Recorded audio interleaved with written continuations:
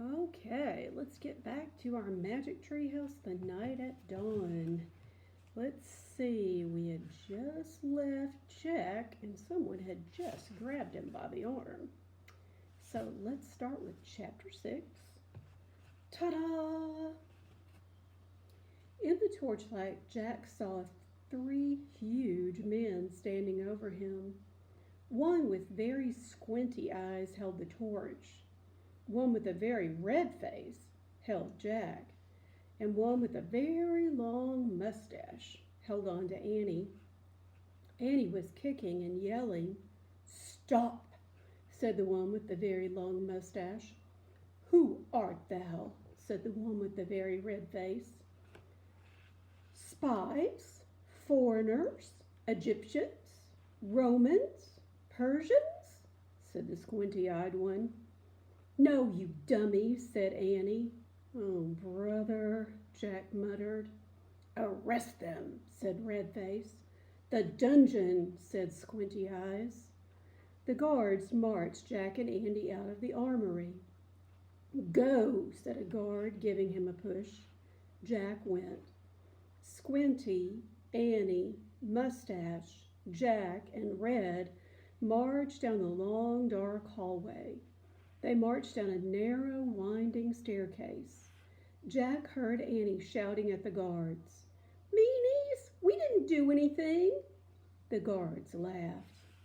At the bottom of the stairs was a big iron door with a bar across it. Squinty lifted the bar. He shoved the door and it creaked open. Mustache and Red pushed Jack and Annie into a cold, clammy room. The fiery torch lit the dungeon. There were chains hanging from the filthy walls. Water dripped from the ceiling, making puddles on the stone floor. It was the creepiest place Jack had ever seen. "We'll keep them here till the feast is done. Then we'll turn 'em over to the Duke," said Squinty. "He knows how to take care of thieves." "There will be a hanging tomorrow," said Mustache. "If the rats don't get them first," said Red. They all laughed. Jack felt his backpack move. Annie was quietly opening it. "Come on, let's chain the 2 of 'em," said Squinty. The guards started toward Jack and Annie. Annie whipped her flashlight out of Jack's pack. "Ta-da!" she yelled. The guards froze. They stared at the shiny flashlight in Annie's hand. Annie switched on the light. The guards gasped. They jumped back against the wall. Squinty dropped the torch. It fell into a dirty puddle on the floor, sputtered, and went out. "My magic wand," said Annie, waving the flashlight.